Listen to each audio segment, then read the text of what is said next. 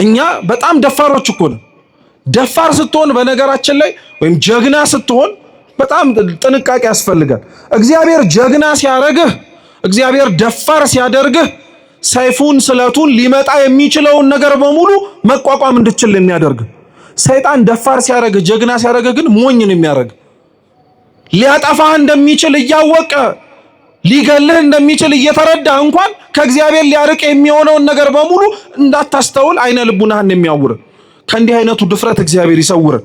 የአብዛኞቻችን ከእግዚአብሔር ግንኙነታችን ውስጥ ያለው ድፍረት እንዲህ አይነቱ ድፍረት፣ የቀረብን እየመሰልን እየራቅን፣ የጠቀምን እየመሰልን ግን እየጎዳን፣ ያገለገልን እየመሰልን ነገር ግን እያፈረስን፣ እንዲህ አይነቱ ድፍረት ደግሞ አለብን እኛም ደግሞ።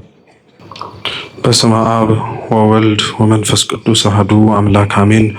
በስመ አብ ወወልድ ወመንፈስ ቅዱስ አሐዱ አምላክ አሜን። በስመ አብ ወወልድ ወመንፈስ ቅዱስ አሐዱ አምላክ አሜን።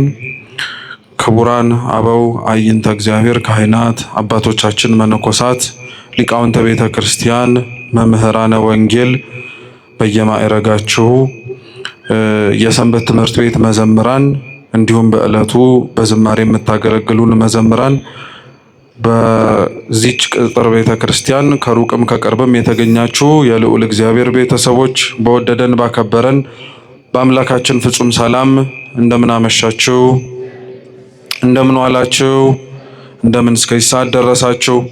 ቸርነቱን ምሕረቱን ይቅርታውን በእድሜያችን ላይ አብዝቶ በፊቱ ያሳየነውን የእምነት ማነስ የምግባር ጉድለት ሳይመለከት በደጁ የሰበሰበን የአባቶቻችን አምላክ ልዑል እግዚአብሔር ስሙ የተመሰገነ ይሁን። እንኳን አደረሳችሁ፣ እንኳን አደረሳችሁ። አምላካችን ቅዱስ እግዚአብሔር ወዶ ፈቅዶ በዚች በተሰበሰብንባት ዕለት የእናቱ የእናታችን የእመቤታችን የቅድስት ንጽሕት ድንግል ማርያምን ዓመታዊ ክብረ በዓል እንድናከብር እንዲሁም ደግሞ ሃይማኖትን ለማጽናት እኛ የተሰበሰብንባትን ይህችን ቅድስት ሃይማኖት ለመጠበቅ ሲሉ አንገታቸውን፣ ሰውነታቸውን፣ ሁሉ ነገራቸውን ዋጋ የከፈሉ 318ቱ ሊቃውንተ ቤተ ክርስቲያን ተዘክረው ለሚታለፉባት እንዲሁም ደግሞ ከነሱም ሁሉ ጻድቃን ረድኤት በረከት እንዲያሳትፈን የእርሱ አምላካችን ቅዱስ ፈቃድ ይሁንልን። አምላካችን ቅዱስ እግዚአብሔር ቢወድና ቢፈቅድ በዛሬዋ ዕለት በዚች በተሰጠችን ሰዓት ኦሪት ዘኍልቍ ምዕራፍ 21 ከቁጥር 4 እስከ 9 ባለ ኃይለ ቃል የመጽሐፍ ቅዱስ ምንባብ መነሻነት የምንማር ይሆናል።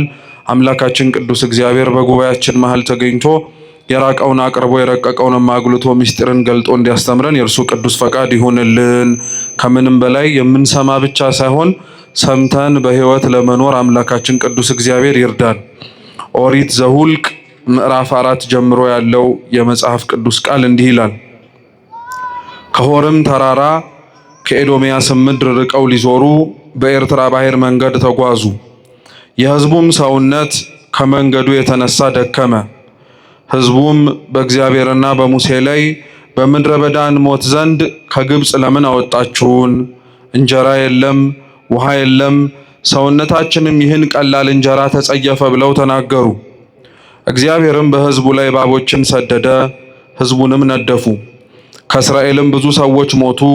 ሕዝቡም ወደ ሙሴ መጥተው በእግዚአብሔርና በአንተ ላይ ስለተናገርን በድለናል፣ እባቦችን ከኛ ያርቅልን ዘንድ ወደ እግዚአብሔር ጸልይልን አሉት። ሙሴም ስለ ሕዝቡ ጸለየ። እግዚአብሔርም ሙሴን እባብን ሰርተህ በዓላማ ላይ ስቀል፣ የተነደፈውም ሁሉ ሲያያት በሕይወት ይኖራል አለው። ሙሴም የነሐሱን እባብ ሰርቶ በዓላማ ላይ ሰቀለ። እባብም የነደፈችው ሰው ሁሉ የነሐሱን እባብ ባየ ጊዜ ዳነ ይላል። ስለ ቃሉ የአምላካችን የልዑል እግዚአብሔር ስም የተመሰገነ ይሁን።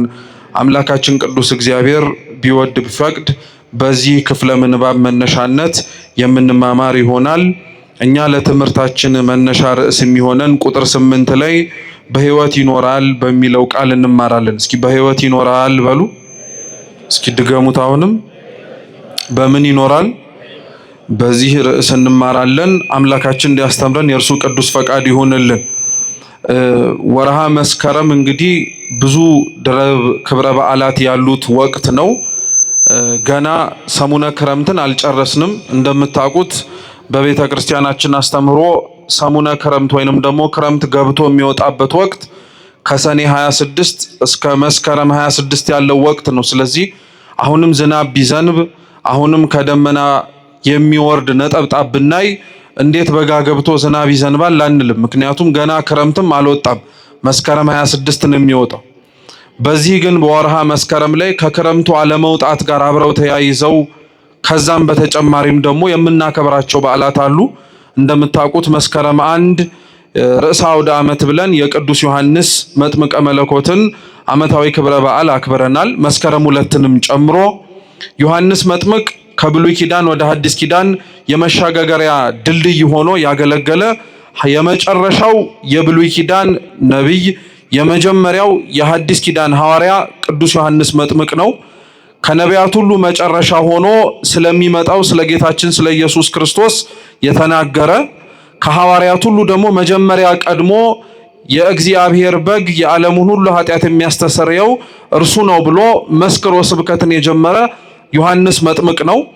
ከድቅድቁ የኦሪት ጨለማ ወደሚደንቀው የሐዲስ ኪዳን ብርሃን እንደምንገባም ያስተማረን እሱ ነው።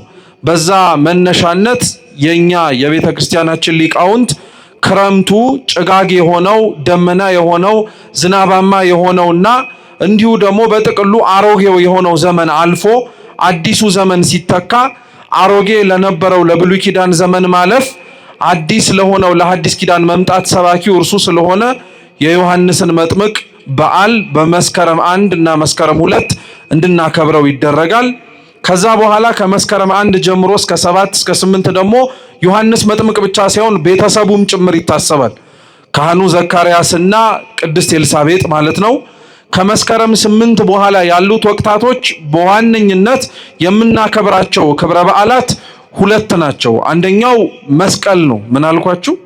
መስቀል ነው። የጌታችን የመድኃኒታችን የኢየሱስ ክርስቶስ ቅዱስ መስቀል የምናስብበት ስለ መስቀል ቤተክርስቲያናችን የምታስተምርበት ወቅት ነው።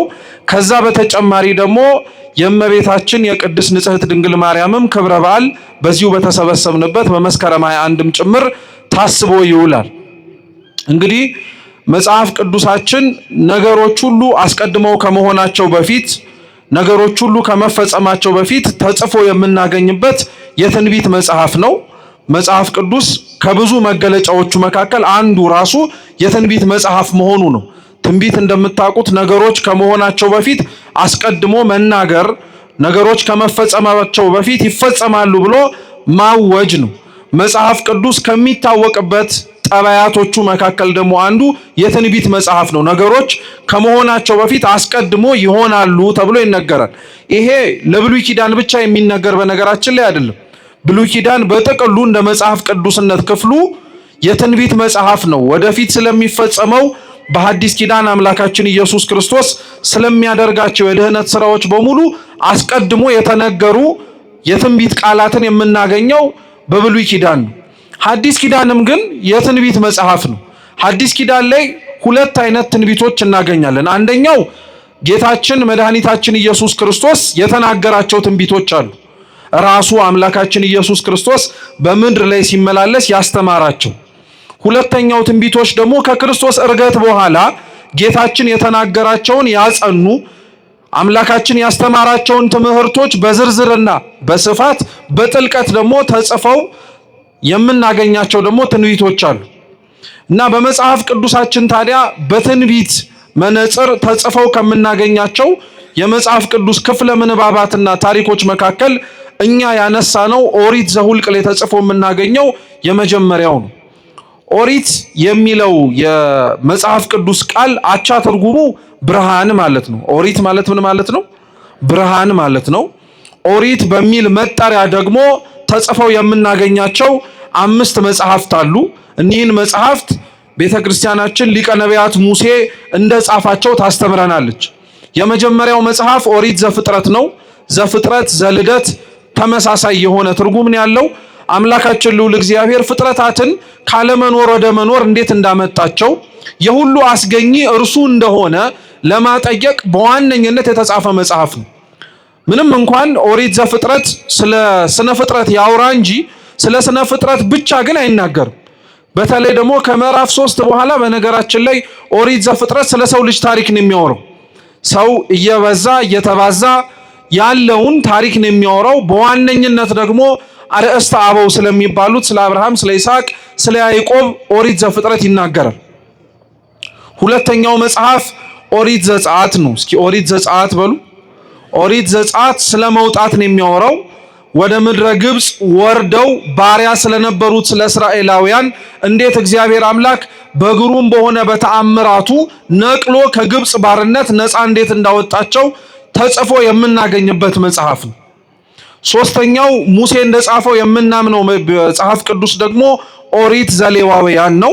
ኦሪት ዘሌዋውያን የግብጽን ባርነት ነፃ ያወጣቸውን ህዝቡን እስራኤላውያንን ከእርሱ ጋር መገናኘት እንዲችሉ ከእርሱ ጋር ያላቸው ግንኙነትም ጭምር በንጽህናና በቅድስና መሆን እንዲችል እግዚአብሔር በኦሪት ዘሌዋውያን ላይ ስለ ምስጢረ ክህነት፣ ስለ ቤተ መቅደስ ስርዓት ያስተማረው የመጽሐፍ ቅዱስ ክፍል በኦሪቱ ጊዜ ላይ ኦሪት ዘሌዋውያን ነው። ከዛ በተጨማሪም ደግሞ ስለ መስዋዕትም ጭምር ጽፎ እናገኛለን። ኦሪት ዘሌዋውያን በነገራችን ላይ መጽሐፉ ኦሪት ዘሌዋውያን ተብሎ ይጠራ እንጂ ለሐዲስ ኪዳንም ጭምር መነጽር ነው።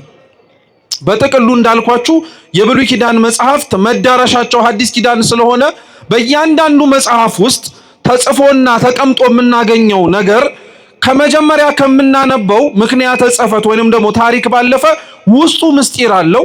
ውስጡ ከታሪኩ ባለፈ በሐዲስ ኪዳን እግዚአብሔር ሊያደርገው ያሰበውን ሐሳብ ለቅዱሳኑ የገለጠበት መንገድ ነው። ዘፍጥረት ምንም እንኳን እግዚአብሔር ፍጥረታትን ካለመኖር ወደ መኖር እንዴት እንዳመጣቸው ይናገር እንጂ መዳረሻው ምን እንደሆነ ታውቃላችሁ?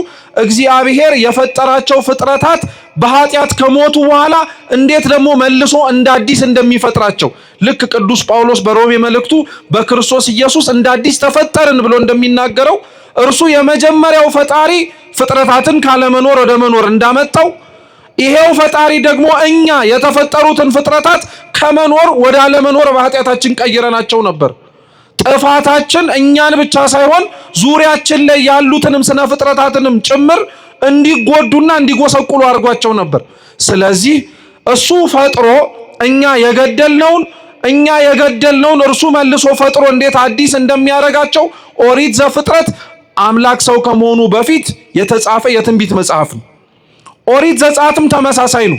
ታሪኩን ለሚያነበው ሰው የሚመስለውም ሆነ የሚያየው እግዚአብሔር በግብጽ ባርነት ተይዘው የነበሩትን እስራኤላውያንን እንዴት እንዳወጣቸው ተስፋ ወደሚያደርጉት ወደ ምድረ ርስት ከነዓንም እንዴት እንደወሰዳቸው ነው። ይሄ ታሪኩ ነው።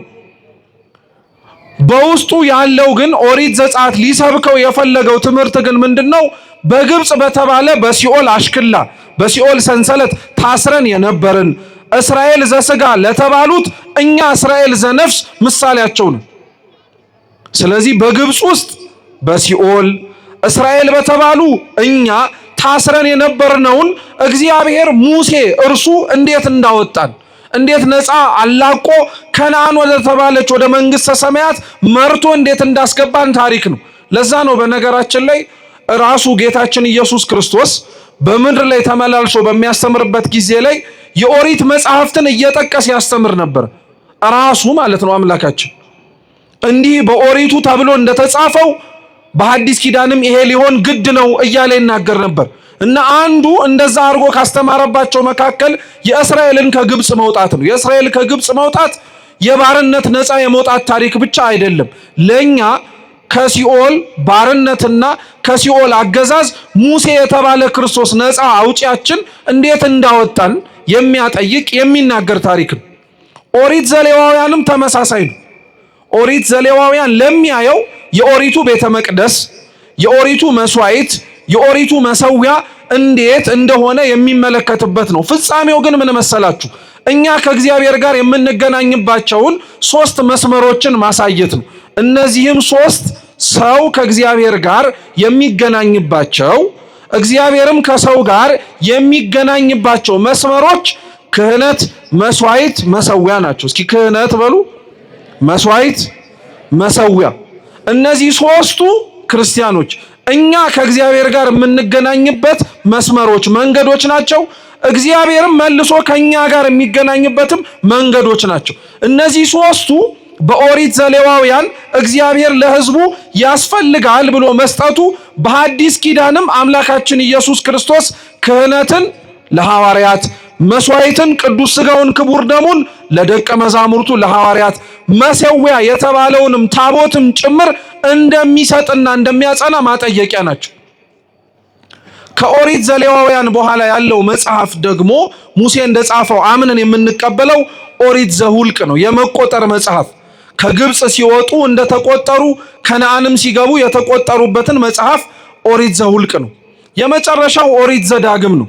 ድጋሚ የተጻፈ መጽሐፍ ስለሆነ ከምድረ ግብጽ ወጥተው እስራኤላውያን ወደ ከነዓን ጉዞ ሲያደርጉ ሁሉም የወጡት ሰዎች አልገቡ። እግዚአብሔር ባወቀ ከግብጽ ወጥተው ነፃነትን ለማየት ታድለው ነገር ግን የናፈቋትን ከነዓንን ያላዩ ሰዎች ነበሩ። ስለዚህ አባቶቻቸው እንዴት ባለ መንገድ እግዚአብሔር ነፃ እንዳወጣቸው እንዲታወቅ እነሱም ደግሞ ከእግዚአብሔር ጋር ያላቸውን ግንኙነት እንዳይረሱ እንደ አዲስ የተጻፈላቸው መጽሐፍ ነው ኦሪት ዘዳግም። ለዛ ነው ገልጣችሁ ስታነቡት አብዛኞቹ አራቱ መጽሐፍት ላይ የነበሩት ታሪኮች ድጋሚ ተጽፈው ታገኟቸዋላችሁ። አዲስ የሆነ ትውልድ ስለተነሳ ታሪክ እንዳይረሳ ነው። የተደረገለትን ነገር እንዳይዘነጋ እግዚአብሔር ኦሪት ዘዳግምን ድጋሚ እንዲጻፍ አድርጓል። እነዚህን አምስቱን መጽሐፍት ሊቀ ነቢያት ሙሴ እንደጻፋቸው ቤተክርስቲያናችን ታስተምራለች። እኛ ለትምህርታችን መነሻ አድርገን የመረጥነው መጽሐፍ ኦሪት ዘሁልቅ ምዕራፍ 21 ነው። ምዕራፍ 21 በነገራችን ላይ ታሪኩ እንደ ታሪክ ምዕራፍ 21 ተብሎ ተጻፈ እንጂ ቅጥያ ነው።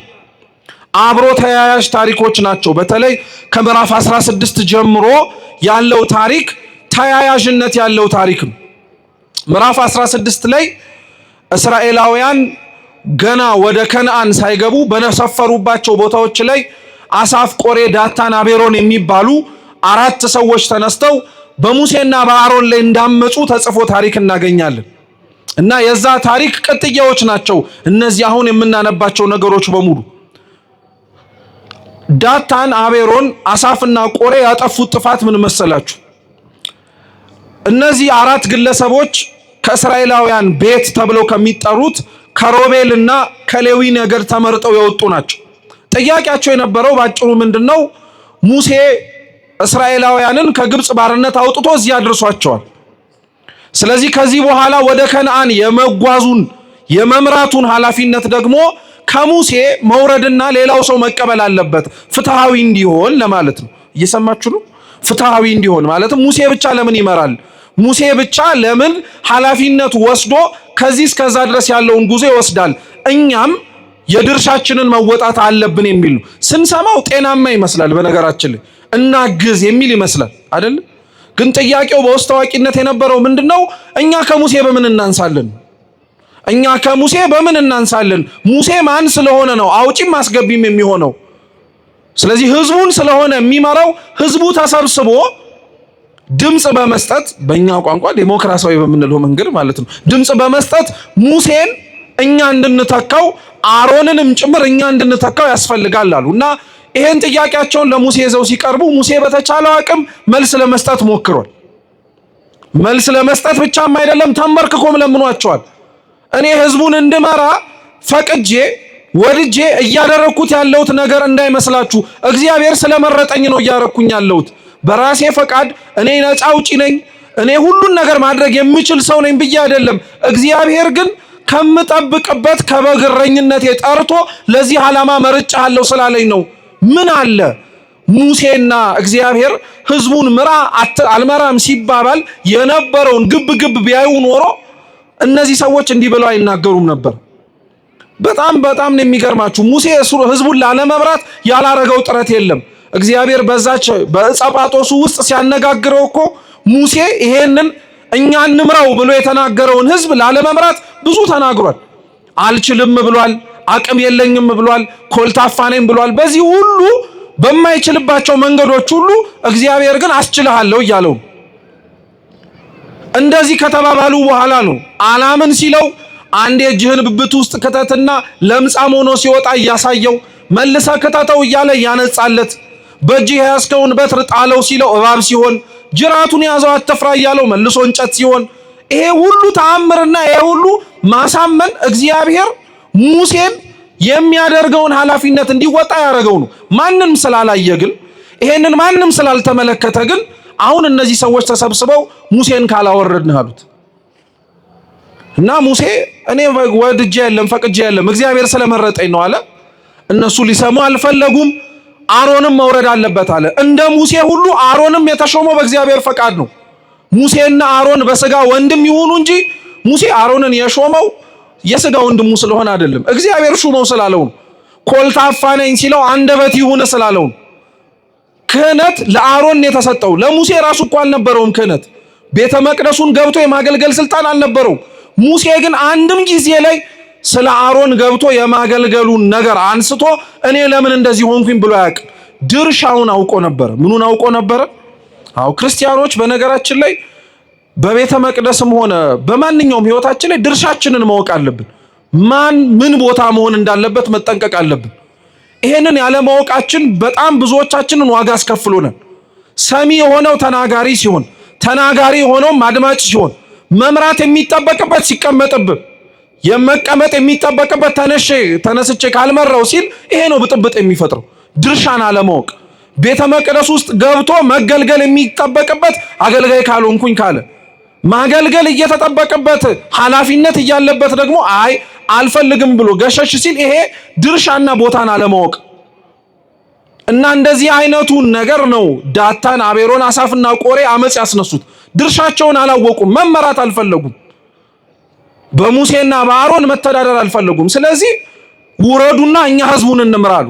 ሙሴ ይሄን ነግሮ አልበቃ ብሎ ተንበርክኮ ለመነ፣ ተማጸናቸው፣ እባካችሁ ተው አለ። ምክንያቱም እያመጹ ያሉት ሙሴ ላይ አይደለም፣ ማን ላይ ነው?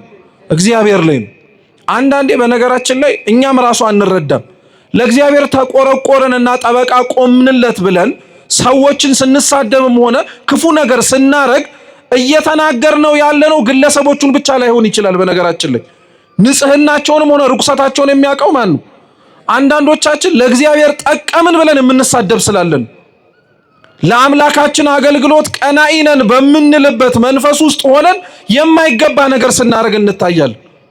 እና እነዚህ ሰዎች የራሳቸውን ጥቅም ለማስከበር ነው በነገራችን ላይ ለእግዚአብሔር ቀናኢ የሆኑ ይመስል የተጠጉት እና አይሆንም ብሎ ቢለምን አመጻቸው በሱ ላይ ሳይሆን በእግዚአብሔር ላይ እንደሆነ ቢነግራቸው አልሰማም አሉ። ይሄ ብቻ አይደለም፣ በጣም እኮ ነው የሚገርመው። ቤት ገብታችሁ ብታነቡት በጣም ነው የምትደነቁት። እነዚህ ሰዎች ሙሴና አሮንን ካሉበት ክብር ዝቅ አድርገን እኛም ራሳችን ወደ ላይ እንወጣለን የሚል ሐሳብ ስለነበራቸው ለዚህ ተዘጋጅተው ነበር። በመጡባቸው በየድንኳን በየመንበሮቻቸው ልብሰ ተክህኖ አሰፍተው ማዕጠንት አዘጋጅተው ገብተው ቤተ መቅደሱን ለማጠን ዝግጁ ነበሩ። ምንም የከለከላቸው ነገር አልነበረም እና ድፍረታቸው በጣም ነው የሚደንቀው። የእግዚአብሔርን አገልግሎት ቤተ መቅደስ ለነሱ ጥቅምና ለነሱ እርካታ ሲል ተቻኩለው ለመግባት እሱን ራሱ አልጠየቁትም። እሱን ራሱ ፈቃድ አልጠየቁትም። ማረግ ስለሚችሉና ማረግ እንደሚችሉም ስላወቁ ብቻ ለማረግ ቆረጡ። እግዚአብሔር አምላክም ሙሴ ተንበርክኮ ሲለምናቸው፣ ሙሴ ተንበርክኮ ሲማጸናቸው አልሰሙም። ልብሳቸውን ለብሰው ማዕጠንታቸውን ይዘው ወደ ቤተ መቅደስ ለመግባት ተንደርድረው መጡ። ደግሞ እኮ የሚገርመው እነዚህ አራት ሰዎች አራት ሆኖ ቢያጠፉ ምን አለበት? ሌላውንም ሰብስበው በቁጥር 250 ናቸው። ግማሹ ሙሴና አሮንን ይከራከራል፣ ግማሹ እዛ ውስጥ የእስራኤላውያን የነበሩበት ድንኳኖቻቸው ላይ አመጽ ይቀሰቅሳል። ምን እያለ መሰላችሁ? የሙሴና የአሮን የኃላፊነት ጉዞ ሊያበቃ ነው፣ አብቅቷል። ስለዚህ እነዚህ የሚተኩት አራት ሰዎች ስለሆኑ ህዝቡ ለዚህ መዘጋጀት አለበት ብለው በእኛ በዘመናዊ ቋንቋ ፕሮፓጋንዳን ብለው ይነዙ ነበር። ውስጥ ህዝቡን ሰላም ይበጠብጡ ነበር። እግዚአብሔር ሁለቱንም ያያቸው፣ ቤተ መቅደሱን የደፈሩትንም ህዝቡንም ጭምር ያስደነገጡትንም ሰዎች አየ።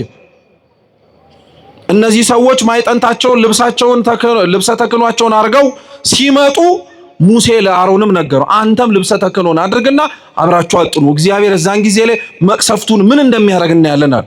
የሚገርማችሁ እነዚህ ሰዎች በድፍረት ስላለን ብለው ልብሱን አጥልቀው ማዕጠንቱን ይዘው ገብተው የኦሪቱን ቤተ መቅደስ እናጥናለን ሲሉ ልብሱን ሳይነካ ማዕጠንታቸውን ሳያበላሽ የእግዚአብሔር መቅሰፍት ግን እግዚአብሔር የላከባቸው ቅጣት ግን እነሱን እንደተለበለበ ግንድ ለብልቦ አቃጥሎ መቅሰፍቱ ገደላቸው። ውጭስ ያሉትን እዛ ድንኳኖቻቸው ህዝቡን ሲያሳምጹ የነበሩትን መሬት ተሰንጥቀ ዋጠቻቸው። አሁን ይሄን ያልኳችሁ ለምን መሰላችሁ? እግዚአብሔር እነዚህን ሰዎች ሲቀጣቸውም ሆነ እነዚህን ሰዎች ጥፋት አጥፍተው ለጥፋታቸው አልመለስም ሲሉ ቅጣቱን ሲቀጣቸው አሰፍተው ያመጡትን ልብስና የያዙትን ጽንሃ አልነካባቸው። እነሱን ራሳቸውን የለበለባቸው። ለምን መሰላችሁ? ካሰፉት ልብስ ጋር አብሮ እሳቱ እነሱንም ልብሱንም ማይጠንቱንም ቢበላው ከመቅሰፍቱ በኋላ የተረፈው ህዝብ ለለበሱትም ልብስ እንኳን አሮንም የሚለብሰው ስለሆነ ክብር አይሰጡትም ነበር። ምን በዚህ ልብስ እንኳን አንተ ይቀርና እንደሱም ራሳቸው ተቃጥለው ሞተውበት የለ እንዴ ብለው ልብሱን ያቀሉት ነበር። ስለዚህ እግዚአብሔር ለልብሱ ያለውን ክብር እንዲያውቁ ሰዎቹን እንዲቀሰፉ አደረገ። ንዋያቱ ግን እዛው ባሉበት እንዲቀመጡ አደረገ። ይሄን የነገርኳችሁ ታሪክ ለምን መሰላችሁ? ይሄ ታሪክ እግዚአብሔር ለእስራኤላውያን እና ለአምልኮቱ ጠበቃ የቆመበት ነው። ቤተ መቅደሱ እንዳይደፈር፣ የሰጣቸው አገልግሎት እንዳይበላሽ፣ እነሱም ከህዝቡ አብረው ሆነው እንዳይጠፉ እንዳይቀሰፉ እግዚአብሔር ለህዝቡ ተጠባባቂ ሆነላቸው፣ ተከላካይ ሆነላቸው። የሰጣቸውን ነፃነት እንዳያጡ ህዝቡ መጠበቅ ሲገባው እነሱ ራሱ ጠበቀላቸው።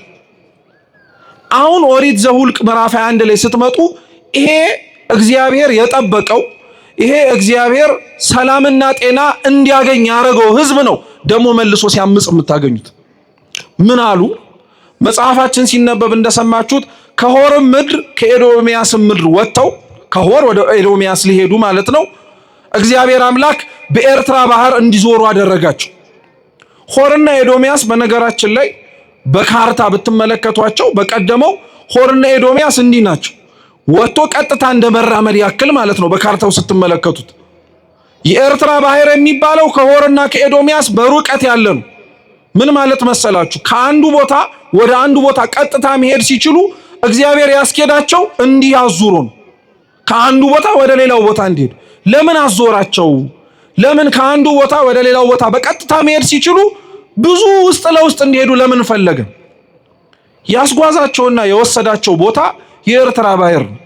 የኤርትራ ባህር እና እስራኤላውያን ብዙ ታሪክ አላቸው። እግዚአብሔር ከዛ አንወጣበትም ብለው ከተጨነቁበት ከግብጽ ባርነት ነፃ አውጥቶ ሲያሻገራቸው ያሻገራቸው የምንም ባህር ከፍሎ ነው። የኤርትራን ባህር ከፍሎላቸው ነው። ደሞ እኮ መክፈል ብቻ አይደለም፣ እንደው ለአረፍተ ነገሩ ማሳጠር መክፈል አለው እንጂ እኮ እግዚአብሔርማ እንዴት አድርጎ አንቀባሮ እኮ ነው ያሻገራቸው። አንወጣበትም ያሉት ባህሩን መክፈል አንድ ነገር ነው። ውሃው እንዳይደረመስባቸው እንደ ግድግዳ እኮ አቁሞላቸው እንዳይፈሩ ማለት ነው። እሱ ይደንቀሃል እንዴ? የተሻገሩበት መሬት ውሃ እኮ ሲነካው የኖረ መሬት ነው። ጭቃ አይሆንም አድርቆላቸው ሲሮጡ አዳልጧቸው እንዳይጎዱ ብሎ እግዚአብሔር ሲያሻግርህ እንዲህ ነው። አልወጣበትም ካልከው ከግብጽ አሽከላ ነፃ ሲያወጣ መንገዱንም ጭምር አስተካክሎልህ ነው። ውሃውን እንደ ግንብ አቁሞ መሬቱን አድርቆላቸው እንዳይፈሩ ደግሞ ጽናትና ብርታትን ሰጥቷቸው። እንዴ እስኪ እናንተ አስቡት፣ አገራችን ላይ እንኳን ያለው ወንዝ የምታውቁት የመጣንበትም ሊሆን ይችላል በየአካባቢያችን ያለውም ጭምር እኩል መሃል ለመሃል ተከፍሎ እንደ ግንብ እንደ ግድግዳ ቆሞ እስኪ ተሻገሩ ብንባል እንሻገራለን? እንኳን ውሃው ተከፍሎ ይቀርና እኮ ውሃው ላይ የተሰራውን ድልድይ እንኳን እኮ እንጠራጠራለን። እኛ ቢፈርስስ እንላለን። ተበጥሶ ውሃውስ ብገባስ ብለን እንደናገጣለን። እግዚአብሔር ለሕዝቡ ግን ያደረገው ባህሩን ከፍሎ መሬቱን አድርቆ ድፍረትም ሰጥቷቸው እንዳይፈሩ እንዳይሳቀቁ እነሱ እየሮጡ አመለጡ። ጠላቶቻቸው ግን እነሱን ለማግኘትና ለመግደል ሲሮጡ ግን የገቡበትን አላወቁም። እነሱን ህሊናቸውን አብርቶ ድፍረት ሰጥቶ ጠላቶቻቸውን ድፍረት የሚመስል ነገር ግን አይነ ልቡናቸውን ዘግቶባቸው እየገቡበት ያለው እኮ ባህር መሆኑን ሳያውቁት ቀርተው ነው እንዴ? ግብፃውያን እኮ እስራኤላውያንን ለመግደል ባህሩ ውስጥ አብረው ገብተዋል። ነገር ግን አብረው ሲገቡ ሊደረመስ ይችላል የሚል እንኳን ጥርጣሬ አልነበራቸው። በፍጹም አይነ ልቡናቸው ታውሮ ነበር። ድፍረት እንዲህ ነው። በነገራችን ላይ የግብፃውያን ድፍረት በነገራችን ላይ አሁን እኛ ያለን ድፍረት ነው እና ግብፃውያንን በእንዲህ አይነቱ መንገድ አስገባቸው። እነሱን አሻገረ። የከፈለላቸው በሙሴ በትር ላይ አድሮ ግድግዳውን ባህሩን እንደ ግድግዳ ያቆመላቸው እግዚአብሔር መልሰው ምተዋልና ጠላቶቻቸውን አጠፋላቸው። ኮቴያቸውም የለም። ሲመለከቱ ያዩት ነገር ቢኖር ሬሳ ነው። እግዚአብሔር የኤርትራን ባህር እና እስራኤላውያንን ሲያስተዋውቃቸው እንዲህ ያደረጋቸው ከፍሎ አሻግሮ ጠላቶቻቸውን አጥፍቶ እነሱን በፍጹም እምነት ተማምነው እንዲወጡ የትላንትና ታሪካቸውን እንዲዘነጉ አርጎን ያሻገራቸው። አሁን እግዚአብሔር ከአንዱ ቦታ ከሆር ወደ ኤዶሚያስ ምድር እንዲሄዱ ሲል በኤርትራ ባህር እንዲዞሩ አረጋቸው። ለምን? የእግዚአብሔርን ውለታ እንዲያስታውሱት እኮ ነው። እግዚአብሔር ያረገላቸውን ነገር እንዳይዘነጉት እያልኳቸው ያለሁት ምዕራፍ 16 ላይ አሁን ያነበብነው ኦሪት ዘሁልቅ ላይ የእግዚአብሔር ቤተ መቅደስ ሲደፈር ጠበቃ ሆኖ ራሱ እግዚአብሔር ወዳጆቹ ሙሴና አሮን ነው ያንን ቤተ መቅደስን ያንን የኦሪቱን ድንኳን ያንን ሥርዓተ አምልኮ እንዲጠበቁ ያደረጉት። ይሄንን ውለታ እግዚአብሔር ለሕዝቡ ውሎላቸዋል። እነሱን ውጡና ሙቱልኝ አላላቸው። እነሱን ተጋደሉልኝ፣ ዳታንን፣ አቤሮንን፣ አሳፍን፣ ቆሬን አብረዋቸው የነበሩትን 200 ሰዎችን 250 ሰዎችን እርም አብሏቸው ዋጋ አስከፍሏቸው አላለም። መጀመሪያ እግዚአብሔር ነው ሃይማኖትን የጠበቀው። ከዛ በኋላ ነው ሕዝቡን እንዲጠብቁ የነገራቸው። በነገራችን ላይ ክርስቲያኖች ሃይማኖትን መጀመሪያ መጠበቅን ያሳየን ራሱ ክርስቶስ። ክርስቶስ የሰጠንን ሃይማኖት ጠብቆልን፣ ክርስቶስ የሰበከልንን ሃይማኖት ግራ እንዳንጋባ እንዳንወዛወዝና ከአንዱ ወደ አንዱ እንዳንሄድ እሱ ራሱ ጠብቆልናል።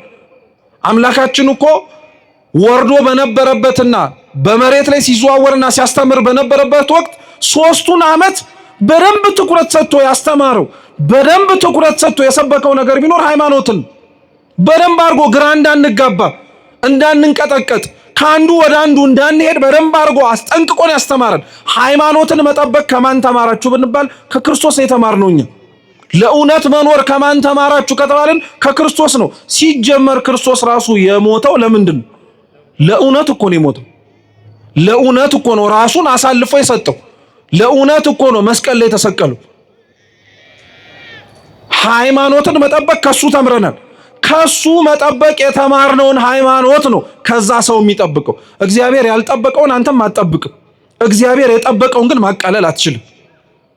አሁን እኮ ያለንበት ችግር ይሄ ነው። በነገራችን ላይ እግዚአብሔር ጠብቆ እግዚአብሔር አስተምሮ አምላካችን ኢየሱስ ክርስቶስ ሰብኮ የሰጠህን ሃይማኖት ሰብኮ የሰጠህን እውነት አንተ እንዴት ታቃልለዋለህ? አንተ እንዴት ከሌላ ነገር ጋር አብረህ ታያይዘዋለህ? በዚህ በዘመናዊው ዓለም ላይ ያለንበት ዘመናዊ ከሚባሉት አመለካከቶች እኮ ሃይማኖትን ማርከስና ማቅለል እኮ ነው። በቀደመው ዘመን ሃይማኖት ጥያቄ ምልክት ውስጥ ይገባ የነበረው በሃይማኖት አስተምሮስ ችግር ይፈጠር የነበረው በክህደት ነው። ቤተ ክርስቲያን የምታስተምረውን አታስተምርም በማለት የተናገረችው ያልተናገረችውን ደግሞ ትናገራለች በማለት ችግር ይፈጠር ነበር። ለዛ ችግር መፍትሄ ይሰጥ ነበር። እሱ የክህደት ትምህርት ሲያበቃ ደግሞ ስለተነሳ በክርክር ሃይማኖቱን በክርክር እምነታችንን ሊያስለቅቁን ያልቻሉን ጠላቶች ተነስተው ደግሞ ሰይፍ ማንሳት ጀመሩ። በጉልበት ለማድረግ ማለት ነው። በጉልበትም በንግግርም ሊለወጥና ሊስተካከል የማይችል ሀቅ እንደሆነ ስለታወቀ ያመነው አመነ፣ ያላመነው ደግሞ ሳያምን ቀር። አሁን ያለንበት ዘመናዊው ጦርነትና ውጊያ ግን ምን መሰላችሁ? አንዳንዶቻችን ክርስቶስ ጠብቆ የሰጠንን ሐዋርያትም ከርሱ ተምረው እንዲህ ነው ሃይማኖታችሁ ብለው ያስተማሩንን ትምህርት አንዳንዶቻችን እንደቀላል እናየዋለን። መልካም ምግባር ነው እንጂ ሃይማኖት ምን ያስፈልጋል የምንል ሰዎች እኮ አለን እኛ። ዋናው ጥሩ መስራትህ ነው እንጂ ሃይማኖቱ ምን ያስፈልግልሃል ብሎ የሚያስብ እኮ ሰው አለ። ሃይማኖት ማለት በነገራችን ላይ ክርስቲያኖች አስተምህሮ ማለት ነው። እስኪ ሃይማኖት በሉ እንጂ ማለት አስተምህሮ ማለት ነው። አው የምናምነው እምነት የተቀበልነው ሃይማኖት የሚያስተምረው አስተምህሮ አለ። ለምሳሌ እንደ አንድ ክርስቲያን እንደ ኦርቶዶክስ ተዋህዶ አማንያን ሃይማኖታችሁ ምንድነው ተብለን ብንጠየቅ አስተምህሮ ነው መልስ የምንሰጠው። እኛ ክርስቲያኖች ሁሉን የፈጠረ አንድ አምላክ በሚሆን በእግዚአብሔር አብ ምን እናረጋለን? እናምናለን ብለን የምንሰጠው እስከ መጨረሻው የጸሎት ሃይማኖት ምስክርነት የሙታንንም መነሳት ምን እናረጋለን? ይሄ ሃይማኖትህ ነው፣ ምስክርነት ነው። ይሄ ምስክርነት ነው። አሁን የመጣብን ችግር፣ አሁን እየታየብን ያለው ፈተና ግን ምንድነው? አስተምህሮ አያስፈልግም፣ አስተምህሮ ምንም አያደርግም፣ ዋናው ደግ ማድረግ ነው ብሎ የሚያስብ ሰው ተነሳብን። መልካም ማድረግ ጥሩ ነው። መልካም ላረክበትና መልካም ለምታደርግበት ነገር ግን የምታረግበትን ምክንያት አለማወቅ ግን በጣም ይለያያል። በጣም አደገኛም ነው ጭምር። በነገራችን ላይ ክህደት ነው እሱ ራሱ። ይሄ ብቻ ደግሞ ብሎ አያበቃም። ሌሎች ደግሞ አሉ በውጭ ሆነው የሚናገሩ፣ እዚህም ውስጥም ሆነንም ጭምር ትንሽ ጭላንጭሉ የሚታየብን አንጠፋም። ሁሉም ትክክል ነውስ የሚል ሰው የለም። ሰምታችሁ አታውቁ? ሁሉም እኮ ትክክል ነው፣ ሁሉም መርቶ የሚወስደው ወደ ማን ነው? ወደ እግዚአብሔር ነው ብሎም የሚያስብ እኮ ሰው አለ። ሁሉም እንዴት ትክክል ሊሆን ይችላል? እንደው አመክንያዊ በሆነ አስተሳሰብ እኮ ብናስበው ራሱ እንዴት ሁሉም ልክ ሊሆን ይችላል? እኔ እኮ በጣም የሚገርመኝ ነገር ምን መሰላችሁ? ይሄንን የተቀበልነውንና እውነት ነው ብለን ሁሉም ነገር የምናራምደውን አንድ እምነት ለሌላ ነገር እንደማናረገው ታውቃላችሁ? ምሳሌ ልስጣችሁ። ሁላችሁም አነሰም በዛም ሁላችንም በመማር በማስተማር ሂደት ውስጥ አልፈናል። ፈተና ላይ ተቀመጣችሁ ልበላችሁ። የፈተና ጥያቄዎች እንደምታውቁት ወይ ምርጫ ነው ወይ ዳሽሙላ ነው። እየሰማችሁ ነው? ወይ ምርጫ ነው ወይ ዳሽሙላ ነው። አለበለዚያ ደግሞ ተንትን ጻፍ ነው። አሊያ ደግሞ እውነት ወይስ ምን በል ነው። መልሱ እንጂ። እሺ ጥሩ። አሁን እናንተ 10 ጥያቄ ደርድሮላችሁ መምህሩ እውነት ወይስ ሐሰት በሉን የሚላችሁ ወይስ ከፈለክ እውነትም በለው ከፈለክም ሐሰትም በለው ነው የሚል እንዴ? ታስቡበታላችሁ እንዴ? እንደዛ ያለን መምህር ሰምተን አናውቅም። ወይ እውነት ትላለህ ወይ ምን ትላለህ? ሐሰት ትላለህ። ሁሉንም እውነት ማለት አትችልም ብትል አንተ እውነት ነው ያልከው ሊኖር ይችላል፣ ግን ሐሰት የሚኖር ነገር አይጠፋም? ይጠፋል። ሁሉንም ሐሰትም ማለት አትችልም፣ ምን ሊኖር ስለሚችል። ይሄንን አመክንዮ ለምንድን ነው ለሃይማኖት ሲሆን ግን የማንቀበለው? ሁሉም ሃይማኖት ልክ ነው፣ ሁሉም እኮ እውነታ አለው እንላለን። ሁሉም እውነት ሊሆን አይችልም፣ ሁሉም እውነታ ሊኖረው አይችልም። ቢሆን ኖሮ ለምን ሐዋርያት ወጥተው መስበክ አስፈለጋቸው? ቢሆን ኖሮ ለምን ክርስቶስስ ወጣችሁ እኔ ያስተማርኳችሁን ትምህርት እያስተማራችሁ በአብ በወልድ በመንፈስ ቅዱስም አጥምቁ ማለት ለምን አስፈለገው? ሁሉም እውነት ከሆነ ለምን ይደክማሉ? ሁሉም እውነት ከሆነ እሱስ ለምን ይደክማል? 3 ዓመት ለምን ማስተማር አስፈለገው? ለምን ሰዎች የሰው ልጅ ማን ይሉታል ብሎ መጠየቅ ለምን አስፈለገው? ያሉትን ይበሉት፣ የሚሉትን ይበሉ፣ ዋናው ሁሉም እውነት ነው አላለም። ግን አሁን የመጣብን ፈተና ይሄ ነው። ሁሉንም ሃይማኖቶች እውነት ነው ብለን እንድንቀበል በፍጹም አይሆንም። እውነት የሆነው እውነት ነው፣ ያውም እውነት የሆነው አንድ ነው። እርሱም እኛ የምናምነው የኦርቶዶክስ ተዋህዶ እምነት ነው። ይሄንን አናፍርበትም፣ እንድታፍሩበትም አያስፈልግም። ከሰው ጋር አብረን ለመኖር በሚል ካሉን ከአካባቢያችን ጋር ተስማምተን ለመኖር በሚል እውነትን አንደብቅም። እውነቱ ይሄ ነው። እውነቱን ይዞ ከሌላው ጋር አብሮ መኖር በጣም የሚቻል ነገር ነው። ክርስቶስ የሰበከውን እውነት እየሰበከ ከሌሎች ከሚጠሉት ሰው ጋር አብሮ ኖሯል አልኖረም? ኖሯል። ከሚያሳድዱት ጋር አብሮ ኖሯል አልኖረም? ኖሯል። እሱ የሚያስተምረውን እውነት ውሸት ነው ከሚሉት ጋርም አብሮ ኖሯል። ታዲያ የት ያመጣነውን ነገር ነው እኛ? ታዲያ የት የተሰበከልንና ያየነውን እውነት ነው እንደዛ ብለን የምንናገረው? የለም። ግን አሁን እንደዛ እየሆነብን ተቸገርን። ሃይማኖትን ክርስቶስ ጠብቆ አሳይቶናል፣ እኛም እንጠብቀዋለን። ሃይማኖትን ክርስቶስ ሰብኮልናል፣ ብንችል እኛም እንሰብከዋለን። የቻልን ባንደበታችን፣ የበረታን ደግሞ ከቃላችን ባለፈ በእውነትም በመኖርም ጭምር እንሰብከዋለን። ይሄንን ነው እርሱ ጠብቆ አሳያቸው። መጀመሪያ ቤተ መቅደሱን አስጠበቀ፣ ክብረ ክህነቱን አስጠበቀ፣ ሁሉንም ነገር አስጠበቀላቸው። አሁን ያስጠበቀላቸውን ያንን እምነታቸውን እነሱ ደግሞ መጠበቅ የሚያስፈልጋቸው ጊዜ ደረሰ። ትላንት እምነቱን እንዳስጠበቀላቸው ሊያጠፏቸው ከተነሱት ከሐሰተኛ ካህናት እንዳዳናቸው ረስተው ነበረ። ስለዚህ በኤርትራ ባህር እንዲዞሩ አረጋቸው። የኤርትራ ባህርንም ሲያዩት ምንም ትዝ ሊላቸው አልቻለም። የሚገርም እኮ ነው የሰው ጠባዩ፣ በጣም ነው የሚደንቃችሁ። አርግልኝ ብለን የለመነውን ነገር ከእግዚአብሔር ተቀብለ እያየኸው እግዚአብሔርን መርሳት አያሳዝን? ለምነ በተቀበልከው ትዳርህ ውስጥ እግዚአብሔርን መርሳት፣ ከእግዚአብሔር ለምነ የተቀበልከው ልጆችህን እያየ እግዚአብሔር ትዝ አይልህም። በጣም ነው የሚያሳዝነው። አምላክህን ለምነህ ባገኘኸው ትዳር እግዚአብሔር ትዝ አይልህም፣ ትረሳዋለህ። ከእግዚአብሔር ተቀብለህ እግዚአብሔርን ከሚያስረሳ ነገር በሙሉ መራቅ አለብህ። ከእንዲህ አይነቱም ጾር እግዚአብሔር ይሰውረን። አብዛኞቻችን ከእግዚአብሔር ተቀብለን እግዚአብሔርን ግን ረስተነዋል። እነሱም እንዲህ ነው የሆኑት። ሃይማኖታቸውን ያስጠበቀላቸውን አምላክ ረሱት። ትላንትና ከምን እንዳወጣቸው እንዲያስታውሱ በኤርትራ ባህር ያዞራቸውን አምላክ ረሱት። ይሄም አልበቃቸውም። እስራኤላውያን እኮ በነገራችን ላይ ሲያጠፉ እስከ ጥግ ነው የሚያጠፉት። ትንሽ ነገር አጥፍቶ አያውቁም። በነገራችን ላይ የእስራኤላውያን የጥፋት ችግር የኛም ነጸብራቅ ነው። አንዳንዶቻችን ግልጽ ካልሆነልንም ጭምር በዚሁ አስረድተነው እንለፍ። ብዙ ስብከቶች የቤተ ክርስቲያን የሚያውጠነጥኑትም ሆነ ሲናገሩ እስራኤላውያን ሲባል ትሰማላችሁ አይደል?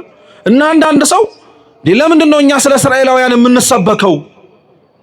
ለምንድነው ስለነሱ የሚወራለን? ያለንበት ሁኔታ ያለንበት ሀገር በምንኖርበት ሀገር የምንጠራበት መጠሪያ አለ። ለምንድነው እስራኤል የሚባለው እስራኤላውያን እየተባለ የሚሰበከው?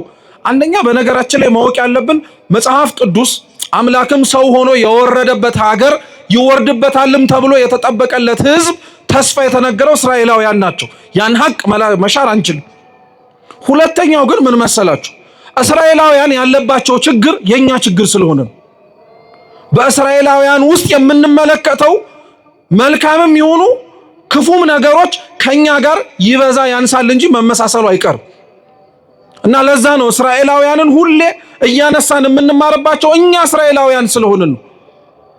በምንወለድበት ሀገር እንደዛ ተብለን አንጠራ እንጂ እስራኤል ዘነፍስ ነን። በ12ቱ የእስራኤላውያን ነገድ ተብለው ተጠርተው በተሾሙ በ12ቱ ሐዋርያት ክህነት እጅ የተጠመቅን ቅዱስ ቁርባንን የተቀበልን ትምህርታቸውን የምናምን ስለሆነ እስራኤል ዘስጋ ተብለን አንጠራ እንጂ እኛ እስራኤል ዘነፍስ ነን። እና እንደዚህና እስራኤላውያን በኤርትራ ባህር በኩል ሲያልፉ ባህሩን አይተው እግዚአብሔር ትዝ ሳይላቸው ማጉረምረም ጀመሩ። ምን አሉ መሰላችሁ? ሙሴን ነው እንደዚህ ብሎ የተናገሩት። ላንብብላችሁ፣ ብትችሉ አብራችሁን በሉ። ህዝቡም ሙሴን መተው በሉ እንጂ እንደው ጥያቄ ልጠይቃችሁ ሁላችሁንም ማለት ነው። እና ካሜራው ወደኔ ስለሆነ አትሳቀቁ። የእውነት ግን መልሱልኝ። መጨረሻ መጽሐፍ ቅዱስ ቤታችሁ አነበባችሁት መቼ ነው? እንዳነበብን እኮ ነው ደግሞ ዘብነን የምንለው። ታዲያ ቃሉን ሰምተን ጠግበን እንደረካንበት ምናምን እኮ በሉ ስንባል አንልም። ራሱ እኮ በጣም ነው የምንገርመው። እስኪ ህዝቡም በሉ እንደዛ እንዳላነበበ ሰው እንበል ሁላችንም። ህዝቡም በሉ ወደ ሙሴ መጥተው እንዲህ አሉት፣ በእግዚአብሔርና በሉ ህዝቡም በእግዚአብሔርና በሙሴ ላይ እንዲህ አሉ፣ በምድረ በዳ እንሞት ዘንድ ከግብፅ ለምን አወጣህን? እንዲሞቱ ነው እንደ እግዚአብሔር ያወጣቸው ነው እንዴ? ከግብፅ አውጥቶ ያሻገራቸው ኤርትራን ባህር የከፈለላቸው እንደሞቱት ግብፃውያን ባህር ውስጥ ከቶ ሊገላቸው ነው እንዴ? አይደለም፣ በፍጹም አይደለም። ግን ሲያጉረመርሙ ሰማችኋቸው? ኤርትራን አይተው ያሻገራቸውን እግዚአብሔርን ሳይሆን ያዩት የወጡባት ግብፅ ትዝ አለቻቸው። እና እግዚአብሔርና ሙሴ ላይ ደግሞ እኮ በጣም ነው የሚገርሙት። እግዚአብሔርን ለብቻውም አልተናገሩትም። አብረው ሙሴን ከኑግ ጋር የተገኘ ሰሊጥ ምን አርግን አብረ ተወቀጥ ነው። ማን ከእግዚአብሔር ጋር ተጣበቃለህ እንደማለት እኮ ነው። አንዳንዴ በጣም ነው የሚገርማችሁ እኮ እግዚአብሔርና ሙሴን አብረው አንድ ላይ ያደረጓቸውና ለሁለቱም ነው ስሞታቸውን ያቀረቡት። ማን አውጣን አለ ከግብፅ ብለው ጠየቁት። ጥያቄያቸው ለሙሴም ነው ለእግዚአብሔርም ነው። ያወጣቸው ለሕይወት ነው። ያወጣቸው ደምን ባልቅሰው ነው። ደምን ባልቅሰው የባርነት ዘመኑ በስቶባቸው መቼ ያጥረልናል ብለው ለምነው የወለዷቸውን ልጆቻቸውን ከሚረግጡት ጭቃ ጋር አብረው ረግጠው የሞቱትን ወንድም እህቶቻቸውን በቅጡ ሳይቀብሩ ቀርተው የደከሙበትን የላባቸውን ሳይከፈላቸው ቀርተው ይሄ ሁሉ ግፍ እኮ ደርሶባቸዋል። ለዚህ ሁሉ ግፍ ነው ከ430 ዓመት በላይ ሲያለቅሱ የነበሩት አውጣን ብለው። ምን አለባቸው እነሱ? ልክ አንዴ ከወጡና ወደ ከነዓን ጉዞ ግን ሲጀምሩ ከግብፅ ለምን አወጣህን ብለው እግዚአብሔርን አሙ። እግዚአብሔር ሊያጉረመረሙ። የእስራኤላውያን ከግብፅ ለምን አወጣህን የሚለው ስሞታቸው በነገራችን ላይ የኛ ስሞታ ነው። የኛ በደንብ የምንታወቅበት ስሞታችን ነው። ግብፅ ዓለም ናት። እግዚአብሔርን ከዓለም ካላወጣኸኝ ለደከምኩበት ዋጋ እየተሰጠኝ አይደለም፣ እየኖርኩበት ያለው ህይወት በረከት አጥቶ እየተቸገርኩኝ ነው፣ ልጆቼ ምግባር አጡ፣ ትዳሬ ተበጠበጠ፣ ካንተ ጋር አብሬ ለመኖር የምችልበት ህይወት አጣው ብለህ ሁላችንም ብለን አጉረምርመን አልቅሰን ደምን ባፍሰን እግዚአብሔርን ጸልየናል። ልክ እንዲህ ያልናት ጊዜ ልክ መጥቶ የመሻትህ የልቡና ፈቃድ በሙሉ ከኃጢአት በቀር እግዚአብሔር ልክ እንደሰጠህ አብሮ የሚመጣ ግን መስቀል እንዳለ እንረሳዋለን። እግዚአብሔር ከግብፅ አውጣን ሲሉት አውጥቷቸዋል፣ ነፃ አውጥቷቸዋል። ነፃ ካወጣቸው በኋላ ግን አብረው እነሱ ደግሞ መሸከም የነበረባቸው ችግሮች ነበሩ። አብረው መሸከም የነበረባቸው መስቀሎች ነበሩ። ለነዛ ዝግጁ አልነበሩ። ከግብፅ ሲወጡ እነሱ ከነዓን በ40 ቀን ነበር መግባት የፈለጉት። አሸዋ ሳይነካቸው፣ ፀሐይ ሳያቃጥላቸው፣ ምንም ነገር ሳይሆኑ። ደግሞ እኮ የሚገርመው እግዚአብሔር ይሄን አድርጎላቸዋል። አሸዋው ግለቱ እንዳያቃጥላቸው ከመሬት አንድ ስንዝር ከፍ አድርጎ፣ የፀሐዩ ግለት እንዳይበላቸው በደመና ጋርዶ፣ አሁን እንደተሰበሰብንበት ብርሃን በሌለበት ጨለማ በበረሃ ሲጓዙ የብርሃን አምድ አቁሞላቸው፣ ጠላቶቻቸው ከፊት እንዳያጠቋቸው ቀድሞ መንገዱን አስተካክሎ፣ ከኋላ ያለፏቸው ጠላቶቻቸው መተው እንዳያስደነግጧቸው ከጀርባ ጠብቋቸው። እግዚአብሔር እውነቴን ልንገራችሁ ለእስራኤላውያን ምን ያላረገላቸው ነገር አለ? እግዚአብሔር ለአንተ ምን ያላረገልህ ነገር አለ? ምን ያሳጣህ ነገር ኖሮ ነው እንደዚህ የምታጉረመርምበት? ምን ያሳዘነህ ነገር ኖሮ ነው እንዲህ አምረርህ የምታለቅስበት? ሰው ላይ አታልቅሱ ነው አይደል የሚባለው? እግዚአብሔር ላይ ስለምን የምታለቅስበት? ምን ያሳጣህ? ምን የበደለህ ነገር ኖሮ? ምን ያጎደለብህ ነገር ኖሮ? በጠበቀህ፣ አሸዋው እንዳያቃጥልህ ከፍ ባረገህ፣ ፀሐዩ እንዳይለበልብህ በጋረደህ፣ ጠላቶች ከፊት እንዳይቀድሙ ቀድሞ በከለከለ፣ ከጀርባ ያለፍካቸው ነገሮች መልሰው እንዳያስደነግጡ በጠበቀ። እሱማ መታማት አልነበረበትም። ግን እኛ ምን አልን? ከግብፅ ለምን አወጣን? ብዙ ሰው እኮ የለም በጣም ግን ቀላል የማንባል ሰዎች አለን። እውነቴን እንምላችሁ ቤተክርስቲያን ገብተን ለምን እግዚአብሔርን ካለማወጣህን ነው። ትንሽ ከበሩ ስንወጣ የደመቀው ዓለም እናየዋለን። ሰው ሲሯሯጥ፣ ሰው ውር ሲል፣ የሚበላውን የሚጠጣውን ሲያገኝ፣ ስራው ሲሰምርለት፣ ሲበረክትለት፣ በሀብት ላይ ሀብት፣ በቤት ላይ ቤት፣ በመኪና ላይ መኪና፣ በገንዘብ ላይ ገንዘብ፣ በወዳጅ ላይ ወዳጅ፣ በሁሉም ነገር ላይ ሲጨማመረ ስናይ የገባንበትን ጊዜ እንረግማለን። ምን ነው እግዚአብሔር እዚህ ቤተክርስቲያን እንዲህ ባታስቀምጠኝ ኖሮ፣ አስሮ አስቀመጠን ብለን እኮ የምናለቃቅስ ሰዎች አለን። ሰው ከደረሰበት መድረስ ያቃተኝ ቤተክርስቲያን ስለገባው ነው ብሎ እኮ የሚያማርሰዋል። ከእግዚአብሔር ጋር ስለተጠጋው ነው። እና እውነተኛ ከግብፅ ለምን አወጣህን ብለው ካጉረመረሙት ከእስራኤላውያን እንብስ እንጂ እናንሳለን እንዴ? ለምን አስገባህን ብለን እኮ ጠይቀነዋል እግዚአብሔርን። ያስገባህን ቤተክርስቲያን እንዲህ እንድቸገር ነው? እንዲህ መከራ እንዲበዛብኝ ነው? አንተን ብዬ ብጠጋ ዓለም ከምትፈትነኝ በላይ እንድፈተን ፈልገህ ነው ብለን ማን ያልተናገራል? አብዛኞቻችን እንዲህ ብለን እግዚአብሔርን ተናግረነዋል። ከግብፅ ለምን አወጣህን አሉ። እንደዛ ብለው እኮ ደግሞ አላቆሙ። እኔ በጣም ነው የሚገርማችሁ። እስኪ እንጀራ የለም በሉ እንጀራ የለም በሉ፣ ውሃ የለም ግን እንጀራ የለም። እውነት ለመናገር ውሃ የለም። ሊያውም እንጀራ እንዳይመስላችሁ እኮ የሰጣቸው እንጀራ። እነሱማ እንደዛ ብለው እኮ አላቆሙም። ራሱ እንጀራ የለም ውሃ የለም አሉና ሰውነታችንን ይህንን እስኪ ሰውነታችንን በሉ እንደው በማርያም በሉ ሰውነታችንን ይህንን ቀላል እንጀራ ተጸየፈ። እግዚአብሔር የሰጣቸውን እኮ ነው ቀላል እንጀራ ብለው የጠሩት። እስኪ እንደው ወንዶች እናንተን ልጠይቃችሁ፣ እቤቶች ያሉ እህቶቻችሁ ሚስቶቻችሁ ሊሆኑ ይችላሉ። መቼም የእንጀራ ጉዳይ ነውና ቤት ገብታ በዋቃዋን ከፍታ ሊጧን ምናምን ስታቦካ ስታሰፋ አይደል የሚባለው? ስታሰፋ እንጀራ ታያለ እና ሙያው ቀላል መስሎ እንጀራ ለጋግር ነው ምናምን ስትይ እኮ ቀላል ምን ታካብጃለሽ ያልክበት ጊዜ አልነበረ አለ። አብዛኞቻችሁ ሙያውን ስናይ ያን ያክል አይከብድም። ግን ልክ እንደ ከበሮ ነው በነገራችን ላይ እንጀራ ከበሮ ሲይዙት ያምር፣ ሲይዙት ግን ሲያዩት ያምር፣ ሲይዙት ያደናግር ይባላል። እንጀራም ሲያዩት በጣም ቀላል ክብ መስራት ነው። ልክ ግን እንካጋግር ስትባል ግን ብጭርቅ የሚልብህ አንተው ራስህ ነው። እና ስታየው ስለቀለለብህ ቀላል እንጀራ ነው የሚመስል አይደል? ጋግራ ስትወጣው ስትበላው ቀላል እንጀራ ነው። እግዚአብሔር ለሕዝቡ በጣም ነው የሚገርማችሁ ከሰማይ ስለሚያወርድላቸው ስለማይጋግሩ ማለት ነው፣ ስለማይደክሙ፣ ስለማይዘሩ፣ ስለማያጭዱ፣ ጎተራ ስለማይሞሉ ቀላል ሆነባቸው። አንተ በነገራችን ላይ ሳክ እንጂ ላንተም እኮ እግዚአብሔር የሰጠህ ያልደከምክበት እንጀራ ቀሎብሃል። ምንም አላደከምህማ። እና እግዚአብሔር የሰጣቸውን ቀላል እንጀራ ብለው ተናገሩና ቀላል እንጀራ አሉት፣ አሳነሱት። ደግሞ የለም ብለው ተናገሩ። ውሸታቸው ደግሞ እንጀራ የለም አሉ። እንዴ የት ነው እንጀራ ያጡት? ሊያውም የወረደላቸው የሰማይ እንጀራ እኮ ነው በልተው የሚጠግቡበት። ይሄ ብቻ አይደለም። አለቃ ኪዳነ ወልድ ክፍሌ ስለሚወርድላቸው መና ሲናገሩ ልክ እንደ ድንብላል ቅጠል ነው ይላሉ። እና ሲበሉት ይጠግባሉ። ደግሞ መጥገብ አይደለም እንደ አምሮታቸው ጣዕሙ ራሱ አለ። አስባችሁታል? አሁን ለምሳሌ ቤታችሁ ያላችሁ እንጀራ ስትበሉት ልክ እንደ አምሮታችሁ ሽሮ ሽሮ ቢል፣ ስጋ ስጋ ቢል፣ ጥብስ ጥብስ ቢል፣ ቅቅል ቅቅል ቢል ኑሮ ቀለላል። እንጀራ ብቻ ጤፍ እየጋገርክ መብላት ብቻ እኮ ነው በቃ አለቀል። ግን አይደለም እውነታው። ለነሱ ግን ይሄን እንጀራን የሰጣቸው ለምን እንደሆነ ታውቃለህ? እንዳያጉረመርሙ እኮ ነው።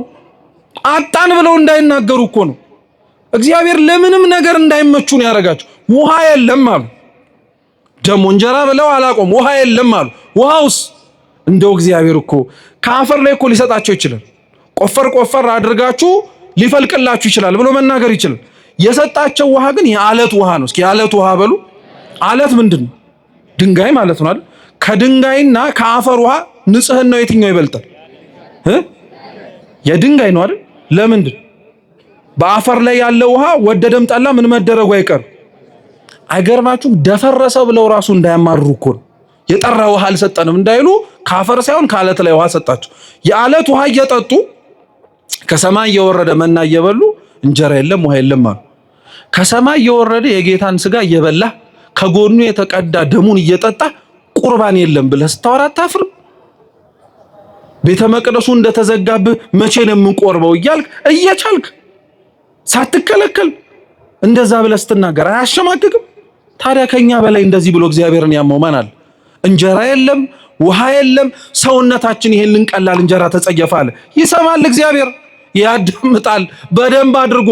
ያልሆነ ሆነ እየተባለ እየተነገረ ነው። ከዛ በኋላ ሲነበብ እንደሰማችሁት ህዝቡ ላይ እግዚአብሔር አምላክ ተናዳፊ እባብ ሰደደበት። ዋጋው እንዲገባው የበላኸው እንጀራ የጠጣኸው ውሃ ቀላል ብለህም ያረከስከው ነገር ዋጋው እንዲገባ እስኪ አተኸው ተመልከቷል። እንጀራውን አልወሰደውም፣ ውሃውን አልወሰደውም፣ ግን እንጀራውንና ውሃውን የሚበሉበትን ጤናቸውን ወሰዱ። እባብ መርዛማ ነው። እየሄደ እየነደፋቸው በሽተኛ ሆኑ። ሁሉም ታመሙ። ሲያጉረመርም የነበረው ሰው በሙሉ አሁን ያጉረመረመበትን እግዚአብሔር አድነኝ ማለት ጀመረ። እስራኤላውያን ችግራቸው ምን ነበረ መሰላችሁ? ወደ መፍትሄው ከመሄዳችን በፊት ማለት ነው። እግዚአብሔር ያረገውንና ያረገላቸውን ነገር እንዳልተደረገላቸው መቁጠሩ ነው። በነገራችን ላይ እስራኤላውያን ህዝቡ ለእግዚአብሔር እያቀረበው ያለው ጥያቄ ወይም ችግርን በለው የእስራኤላውያን ችግር ብቻ አይደለም። በየዘመናቱ የነበሩ እግዚአብሔር አድርጓቸው፣ ሰርቷቸው፣ ፈጽሟቸው፣ ሆኗቸው ነገር ግን አይ በፍጹም እያሉ የሚነሱ ክህደቶች በሙሉ ምንጫቸው መካከል አንዱ ይሄ ነው። በሃይማኖት ላይ በሚነሱ በማንኛውም አይነት ዘርፍ ማለት ነው የሚነሱ ጥያቄዎች ወይም ክህደቶች ምንጫቸው ምንድን ነው ብላችሁ ብትጠይቁ የመጀመሪያው ይሄ ነው። የመጀመሪያው አንደኛው የምናገኘው ይሄ ነው። ምን ብትሉ የሆነውን እንዳልሆነ መናገር። እንጀራውን ቀላል ነው ማለት፣ የተሰጠህን የለም ማለት። በቤተ ክርስቲያን ታሪክ ላይ እኮ በሃይማኖት ሳይጎል እንደ እንጀራ ጠግበው እንደ ውሃ ጠጥተው የረኩበትን ምስጢር የለም ብለው አምተው ተናግረው ከሃይማኖት የወጡ አሉ። አንድ ስለዚህ እንጀራ ያርቃል ማለት ነው። ውሃ ያርቃል ማለት ነው። ሐሰት ያስወጣል። አንድ ሁለተኛው ሰው ከሃይማኖት እንዴት ይወጣል መሰላችሁ? ሰው ከሃይማኖት የሚወጣው ደግሞ ድሎ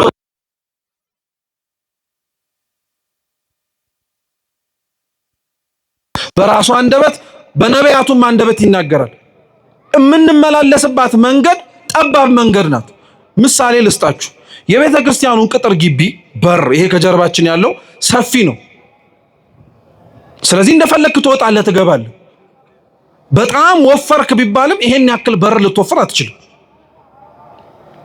በፍጹም ሊሆን አይችልም። ምሳሌ ይሁንና ይሄንን በር ህንጻ ሰሪ ኮሚቴው አጠበበው ልበላችሁ። ከዛ በኋላ ግባ ቢልህ ያለህ አማራጭ ምንድነው? ወፍራም ከሆንክ ምን ማድረግ አለብህ? ምን ደርምሳዋት ገባ ምን ማድረግ አለብህ? መቅጠን ምን ግዴታ ነው፣ አማራጭ ራሱ አይደለም። በበሩ ምን ማድረግ ስላለብን ማለፍ ስላለብን። ሃይማኖት ማለት በነገራችን ላይ እንደዚህ ነው። ስሪቱንና በሩን አበጅቶ የሰጠ ክርስቶስ ነው። አንተ የምትገባው ሰውዬ ስለወፈርክ ተብሎ የሚሰፋ በር የለም። አንተ ስለወፈርክ ተብሎ ተደርምሶ ለአንተ አዲስ የሆነ በር አይበጅም። ሃይማኖት ስንት ናት? አንዲት ናት። በሩም ስንት ነው? አንድ ነው። አንተ ትቀጥን ይሆናል፣ አንተ ትስተካከል ይሆናል። አንተ ለተዘጋጀውና ለተሰራው በር ለማለፍ ምቹ ልትሆን ትችላለህ እንጂ ለአንተ አልተስማማም ተብሎ የሚፈርስ የለም። ግን በየዘመናቱ ከሃይማኖት የወጡ ሰዎች የወጡት በምን ምክንያት ነው? በድሎት በቀጭኑ ጠባቡ መንገድ መመላለስ ስላልፈለጉ ወፋፍራም መንገድ መፈለግ ጀመሩ፣ አጡ። ስለዚህ ምን አረጉ? በሩን አይንዱት፣ በእነሱ መሰረትነት ላይ ታነጸ አይደለም። በሩን አያፈርሱት፣ እነሱ ያበጁት አይደለም። በሩን የሰራው መሰረቱን የጣለው ክርስቶስ ነው። ከሱ ጋር ምንም ማድረግ ስለማይችሉ የራሳቸውን መሰረትና በር መጣል ጀመሩ። ከጠባቡ መንገድ ወደ ሰፊው መንገድ የገቡ በዚህ አሉ፣ በጥጋባቸው። ሌላው ሰው ከሃይማኖት የሚወጣው ደግሞ በምን መሰላችሁ? በድርቀት ነው። እስኪ ድርቀት በሉ። ድርቀት ምን እንደሆነ ታውቃላችሁ? አንደኛው ድርቀት ማለት የልምላሜ ማጣት ነው አይደለ? ወይም ይሄ የወዝ ማጣት መራቆት ምንድነው ይባላል። ሴቶች አሁን ለምሳሌ ጸጉራቸውን ቅባት ካልተቀቡ ቆዳዬ ምን አረገ ይላሉ። እንዴ ባትቀቡም እኮ ይቀላል እኮ። ጥያቄ ነው የምንጠይቃችሁ። ቆዳዬ ምን አረገ ይላሉ። ምን ሲያፈሱበት ደግሞ ይረሰርሳል። ቅባት ሲፈስበት ይረሰርሳል። ድርቀት ማለት እንዲህ አይነቱን ልላችሁ አይደለም። አንዳንዱ ድርቀት የነፍስ ድርቀት ያለበት ሰው አለ።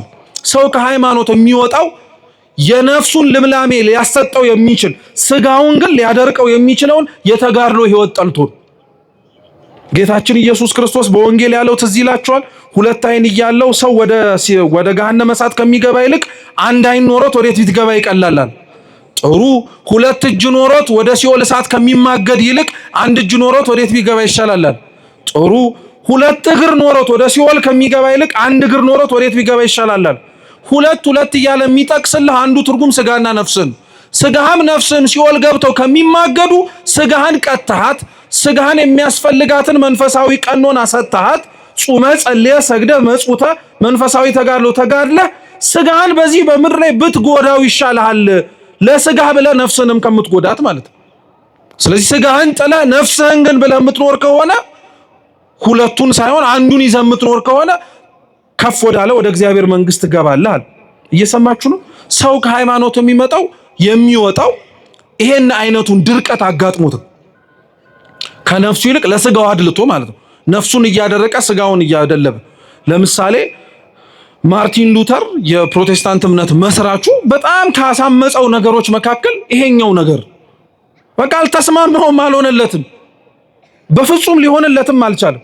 ስለዚህ ወጥቶ አመጽ ብሎ ያስነሳው ጾም፣ ጸሎት፣ ስግደት ወዘተ ተርፈ ለምን ያስፈልጋል ብሎ ነው ጥያቄ ያስነሳው። ድርቀት ማለት ይሄ ነው። ሁለተኛው ድርቀት ደግሞ ምን ማለት መሰላችሁ? ድርቀት በሉ አልሰማም ባይነት ማለት ነው። አንዳንድ ሰው ብለኸው ሳይሰማ ሲቀር እገሌ ምንድነው ትላል? ደረቅ ነው ትላል። እንደ ሰይጣን ደረቅ የለም።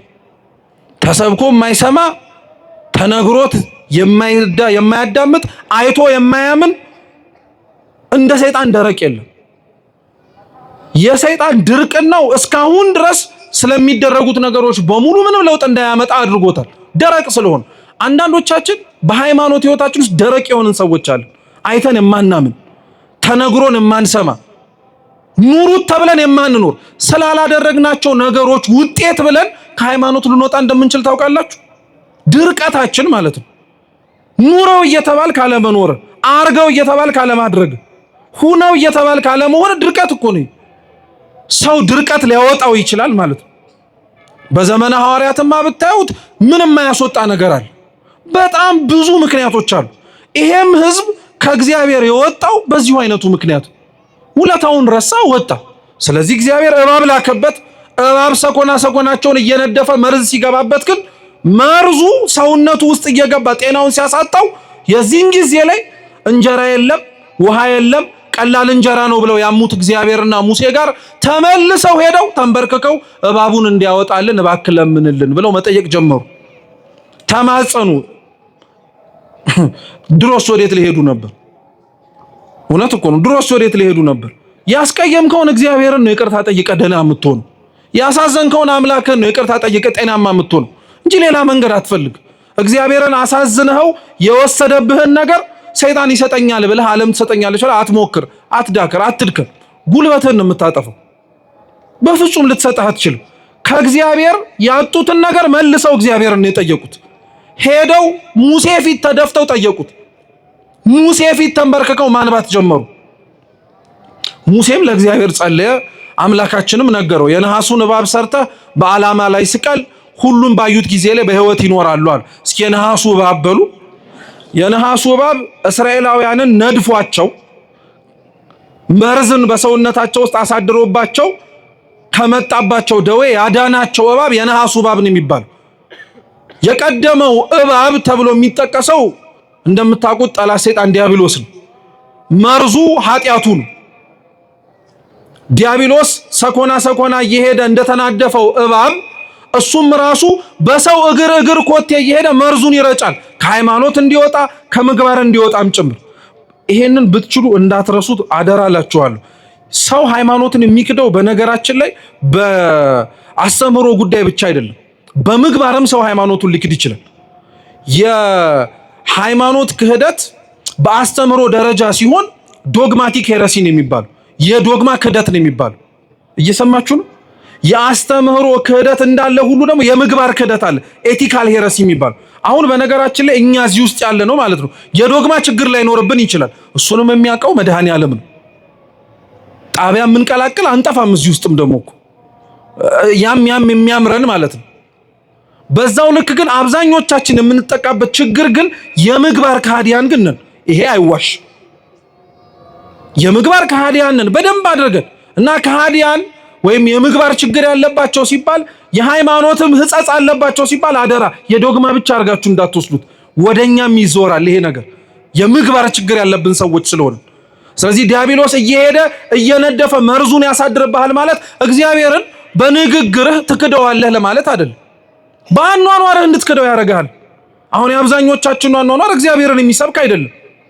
ከእውነት ይልቅ አድርባይነት የበዛበት ነው። ለእግዚአብሔር ከመኖር ይልቅ ለስጋችን መኖር የበጣበት ነው። ይሄ ሩቅ እኮ አይደለም። የእግዚአብሔርን ሕግ ከማክበር ይልቅ እኮ የሰው ዓይንና የሰውን ሕግ ለማክበር እኮ እንደዚህ ዘመን የደከምንበታለን። በሰው ፊት ከብረን ለመታየት ብለን የእግዚአብሔርን ሕግ የሻርንበት።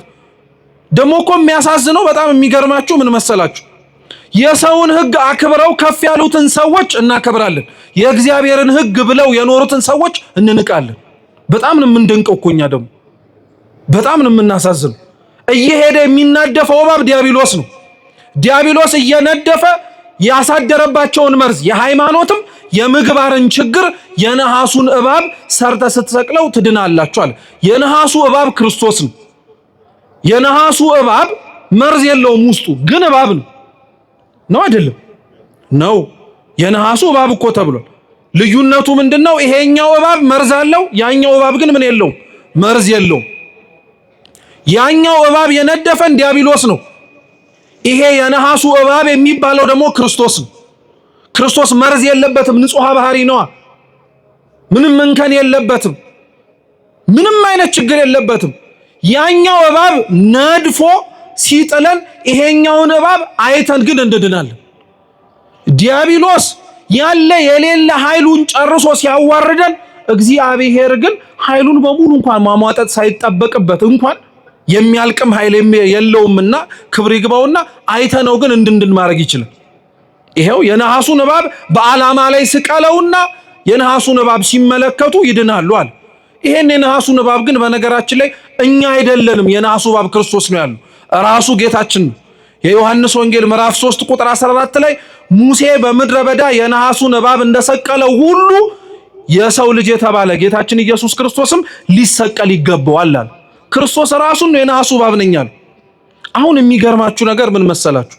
ክርስቶስ የተሰቀለበት ይሄ የነሐሱ እባብ ከፍ ብሎ የታየበት መስቀል ለቤተ ክርስቲያን አርማ ብቻ አይደለም። ልብ ብላችሁ ስሙ ክርስቲያኖች። መስቀል ለቤተ ክርስቲያን አርማ፣ ምልክቷ፣ መገለጫዋ ብቻ አይደለም። መስቀል ሕይወቷን ጭምር ነው።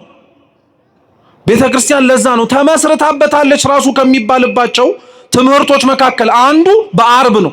ክርስቶስ በተሰቀለበት ከፍ ብሎ ለዓለም እርቃኑን በታየበት ዕለት ማለት ነው።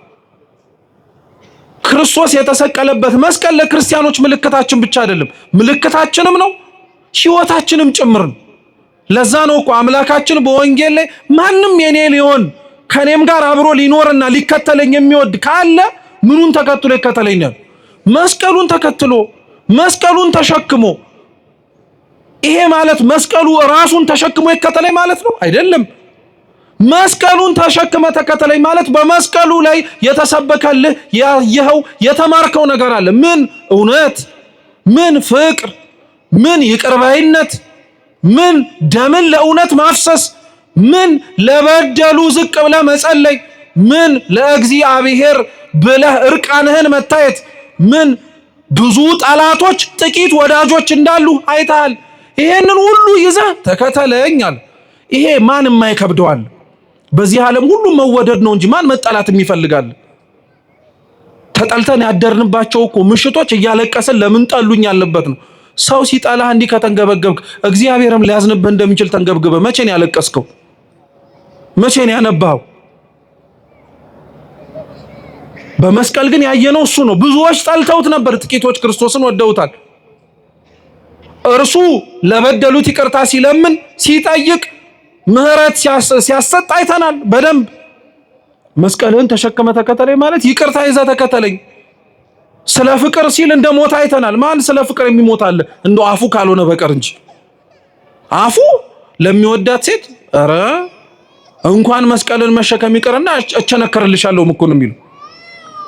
ሲወድ ሰው እውር ነው የሚሆነው። በቃ እቸነከርልሻለሁ፣ እቃጠልልሻለሁ፣ ምን ተሸክም ይማል አንቺንም መሸከምሻለሁ ይላል እኮ። በጣም እኮ ነው የሚገርመው። እንደው ይሄንን እውር የሆነውን ፍቅራችንን ለእግዚአብሔር ምን አለ ብንሰጠው? ለሱ እውር ብትሆንለት። ታውቃላችሁ አንዳንድ ፍቅር አለ ብላይንድ ላቭ የሚባል በቃ እውር የሆነ ፍቅር ምንም አያሳየም። ምን አለ ክርስቶስን እንደዛ መውደዱን ቢሰጠን። በቃ እውር ሆነን ሰደቡን አልሰደቡን፣ ተናገሩን አልተናገሩን፣ ምን አሉን አላሉን ምንም ሳንጨነቅ እሱንና እሱ ብቻ ለማስደሰት ትሞክር። ቅዱሳን እኮ የበለጠን በዚህ እኮ ነው። ክርስቲያኖች ቅዱሳን የከበሩት እኮ በዚህ እኮ ነው። እግዚአብሔርና እግዚአብሔርን ብቻ ስላሉ የናቋትን ዓለም መልሶ ሰጣቸው። አሁን አንተ የናቃትን ዓለም ብቻ እያልክ ስለሆነ እንዴት እግዚአብሔርን ታገኘዋለህ? ሁሉንም ነገር ስለ እግዚአብሔር ብለህ ተወው። ስለ ሁሉም ብለህ የተውክለት እግዚአብሔር መልሶ ሁሉን ይሰጣል። ግን ምን አለበት እኛ ምንም የመስቀሉን ሕይወት መኖር አልቻለም። ይሄ ደግሞ አይደለም። እኔ በጣም የሚገርመኝ ነገር ሌላ ልንገራችሁ። ሁላችንም ስለተሸከምነው መስቀል ከባድነት እናውቀዋለን። ማንም የኔ መስቀል ቀላል ነው የሚል ሰው አለ? የተሸከማችሁት ሕይወት ቀላል ነው ከባድ ነው? ራሳችሁ ታውቁታላችሁ እኮ። መታችሁ ቤተክርስቲያን ከበደኝ ያላችሁበት ጊዜ የለም? አንሳና ውሰደው በቃኝ ያላችሁበት ጊዜ የለም? አለ። የሚገርመው ምን መሰላችሁ? ያንተ የተሸከምከው መስቀል ከባድ እንደሆነ እያወቅ ለምን ሌላው የተሸከመው መስቀል ላይ ተደረበህ እንዲከብደው ታደርጋለህ? አብዛኞቻችን በጣም የምናሳዝነው እንደ ክርስቲያን ይሄ ነው። አንተ ራስህ ከብዶ ያለ ሸክም እያለ ለምን ሌላው እንዲከብደው ሸክም ትጨምርለታለህ? መች አነሰው? መች መጠላት፣ መች መገፋት፣ መች መሰደብ፣ መች መኖር አነሰው? አብዛኞቻችን እኮ እንደዚህ አይነት አኗኗር ነው ያለን። መስቀሉን ተሸክመን የምንጓዝ እንመስል ይሆናል እንጂ ሌላው የተሸከመው መስቀል ላይ የኛንም እንደረብበታለን። አንተም ተሸከመው ብለን ይሄን በምን እናውቃለን? በነፍስ አባቶቻችን ንስሐ ልንገባ የምንመጣ ሰዎች ይዘን የመጣ ነው መስቀል አለ። በቃ ከብዶን ከአቅማችን በላይ ሆኖብን ለአባቶቻችን እናሸክምና በሉ እናንተ ተጨነቁበት እኔ ስጨነቅ አልገኝም ብለን እንሄዳለን። እንደዛ ብሎ ነገር የለም። አንተም ማብረት ትጨነቃለህ፣ አንተም ማብረት አለቅሳለህ። የሌላውን ሸክም ሳያንስ ስንቶቻችን ሸክም ጨመርን እኮ ስንት ሰው ላይ። በጣም ነው የምናሳዝነው በእውነት በጣም። እኔ በጣም መስተካከል አለብን በእውነት ክርስቲያኖች። እያንዳንዳችን የራሳችን መስቀል አለን። እሱን መሸከም እንደከበደን እሱን መሸከም አቅቶን እየተንገዳገደን መሆንን እያየን እንዴት ለራሳችን ማዘን ይከብደናል?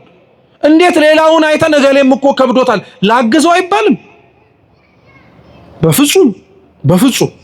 መስቀላችን አብዛኞቻችን ከብዶናል። ያከበደብን ግን መስቀሉ እርጥብ ስለሆነ አይደለም፣ እኛ ሌሎቻችን ሌላ ሸክም እየጨመርንበት ስለሆነ ነው። ስንቱ ሰው ላይ አንድ ሰው ነው ይባላልና በጣም መስቀሉ የተሸከመው በህይወቱ ከበደው፣ በቃ ከአቅሙ በላይ ሆነበት እና ሁሌም ማታ ማታ ሲተኛ ይጸልያል። አምላኬ ከብዶኛል፣ በቃ ጭንቅ ነው፣ መከራ ነው፣ የተሸከምኩት መስቀል አንተን የማይበት ሳይሆን ጭራሽ የማማረርበት ሆነብኝና ይበቃኛል እያለ መናገር ጀመረ እና ብዙ ዘመን ጸለየ እንደዛ። ምንም ግን ለውጥ የለም። መስቀሉ እንደከበደው ነው ሁሌም እና ከዕለታት አንድ ቀን ከአንድ ቦታ ወደ አንድ ቦታ ሊሄድ መሳፈሪያ ትራንስፖርት ውስጥ ገብቶ ሁለት ሴቶች ሲያወሩ ይሰማል። መስቀላችን ከብዶን እኮ የሆነ ሰው ጋር ሄደን ቀለለን ሲሉ ማለት ነው። እና ወሬውንም አላስጨረሳቸውም። ወሬውን እነሱ መሃል ላይ ገብቶ አልበጠበጠም። የተናገሩትን ሰማ። አድራሻው የት እንደሆነ ሳይጠይቅ ሲያወሩ አዳመጠ። ከባሱ ወረደና መስቀል ይቀልልኛል ብሎ ያሰበበት ቦታ መሄድ ጀመር። ሄደ። ሱቅ ነው። ሱቁን አንኳኩቶ ገባ። ሲመለከት ሱቁ በሙሉ መስቀል በመስቀል የተለያየ መስቀል ነው። የወርቅ አለ፣ የብር አለ፣ የነሐስ አለ፣ ትልቅ አለ፣ ትንሽ አለ። ሁሉም የተለያየ መስቀል። ወደ ሰውየው ተጠጋና ምን ልታዘዝ ሲለው አይኔ መስቀሌ ከብዶኝ ከአቅሜ በላይ ሆኖብኝ ልለውጥ የመጣሁት አለ። ትችላለህ፣ ምንም ችግር የለውም። በምንድን ነው መለወጥ የምትፈልገው? አሁን ነው ወይስ ነገ ነው? አይ አሁን ነው መለወጥ የምፈልገው አለ። እንግዲያውስ አንተ ምረጥ አለ። መቼም ያው ውስጥ ያለው ሻጭ እኮ ከሱ በላይ ስለ መስቀሎቹ ያውቃል አያውቅም? ግን እሱ መርጦ ካሸከመው በኋላ ደግሞ የከበደኝ አንተ ነኝ እንዳይለው ነው። አንተው ራስህ ምረጥ አለ። በቃ ሰፊ አዳራሽ ስለሆነ ያየው መስቀል የለም። አንዳንድ መስቀሉን አነሳ፣ ወርቅ መስቀል አነሳና አየው። ሲሸከመውም ቀላል ነው እና ሲያየውም ደግሞ ምንድነው ወርቅ ነውና ይሄ መስቀል ጥሩ ነው አለ። አንዳንዶቻችን መስቀላችንን ይሄ የምንደምቅበት መስቀል የሚመርጥ ክርስቲያን አለ። ጾር እኮ ነው ማርያምን በሽታ የሚደምቅበት ማለት ከፍ ብሎ መታየት የሚፈልግበት መስቀል አለ። በቃ ይሄ ሲሰቀልም ተሰቀልኩልህ ማለት ነው። እኔ እኮ እንደው አይን ነገር ብዬ ነው እንጂ እኮ ስንቱን ዋጋ ከፍዬ መሰለህ እዚህ የመጣሁት ምናምን ብሎ የተሰቀለበትን መስቀል ለእግዚአብሔር የከፈለለትን ዋጋ ከሱ ሳይሆን የሚፈልገው ስጦታውንና ሽልማቱን ከሰው የሚፈልግ ሰው አለ። እና አንዳንዶቻችን አብረቅራቂ መስቀል እንፈልጋለን። መግባት የማይጠበቅብን ቦታ እንገባለን። ሰው እንዲያየን እኮ ነው። የሆነ የማይቻል አይነት ስራ ስንሰራ አይተን ሰው እንዴት ያለ እንደው ደግ ሰው እኮ ነው እገሌ እንድንባል የማትችለውን መስቀል ለመሸከም የምትገባ ሰው አለ። ሲያየው ወርቅ ነው ተሸከመው፣ ግን ደግሞ የተሻለ እኮ መስቀል ሊኖር ይችላል አለ። ምክንያቱም ያ ሰውዬ እንዳለው ከሆነ አንድ መስቀል ነው ይዞ የሚወጣው። ወርቁንም ብሩንም ምናምን የሚያጌጥበትንም ቀላል የሆነውንም ይዞ መውጣት አይችልም። ስለዚህ ከወርቁ በላይ እኮ ሌላ መስቀልም ሊኖር ይችላል ብሎ ፈለግ ሲያደርግ አንድ ግድግዳው ላይ በጣም የሚያምር መስቀል አይ። ከወርቁም ይበልጣል፣ በጣም ነው የሚያምረው፣ እጅግ ውብ የሆነ መስቀል። ይሄን መስቀል ላይ መረጥኩታል። አልተሸከመውም ራሱ እኮ ዝም ብሎ ግድግዳው ላይ ይሄ መስቀል የኔ መስቀል ነው፣ እሱን መስቀል ስጠኛል። አራታው ሌሎቹ ማየታ በፍጹም እሷንና እሷን መስቀል እንደምፈልገው አውረድልኛል። እሺ አንተን መስቀል አምጣዋል። የራሱን መስቀል ተሸከመው ሰውየው፣ ያኝን መስቀል አወጣና ሰጥ። ከዛ በኋላ ሲሸከመው ያኛው ሰውዬ ይሄ በጣም ጥሩ ነው ምናምን አለ።